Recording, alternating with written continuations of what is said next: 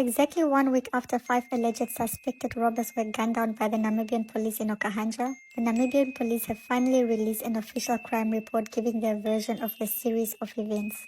According to a 3-page incident report from the Office of the Inspector General dated 2 May 2023, on the fateful day 25 April 2023 between 10 p.m. and 11 p.m., police officers received intelligence-led information of a planned armed robbery by notorious criminals to be carried out at a farm in the Commerce district.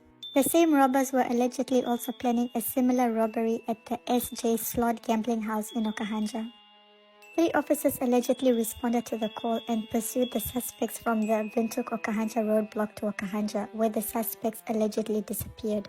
Later on, the suspects were spotted at a gambling house near the Okahandja municipality offices, where further car chase ensued within the town.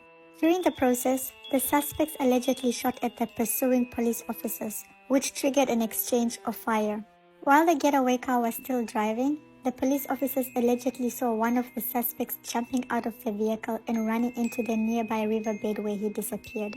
When the car of the suspects eventually came to a complete standstill, the police found that all 5 occupants in the car had been struck by their bullets. All 5 suspects were later declared dead by medical personnel at the scene.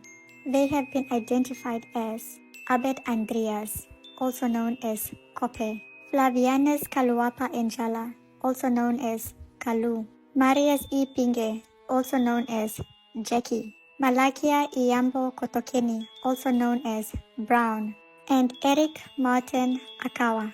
The police also claimed that they found housebreaking equipment, knives, and 2 air guns in the getaway car. All 3 police officers did not sustain any injuries, although their car was allegedly shot at. However, the police statement does not say whether or not there were any visible damages to the police car. A case of murder has been registered against the 3 police officers, but there is no word whether or not they have been suspended pending further police investigations.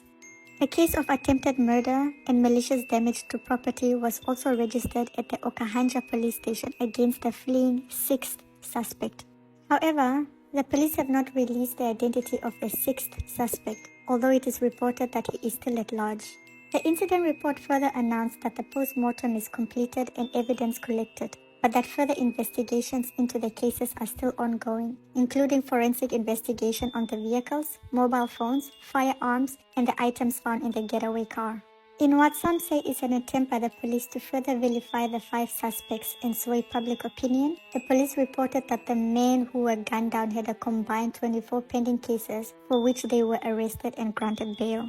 These include housebreaking and theft, armed robberies, robbery with aggravating circumstances, possession of firearms and ammunition without a license, attempted murder, discharge of firearm in a municipal area, illegal dealing in firearms, malicious damage to property, theft of motor vehicle, display of fake vehicle number plate, and escape from lawful custody. These cases were committed and subsequently registered in Windhoek, Kurenkuru, Walfish Bay, Tsumeb, Omuthia, Opuo, Unkwediva, and Sesfontein. The question now on the minds of many is, who is the 6th suspect, and could he hold the truth about what really happened on that fateful night?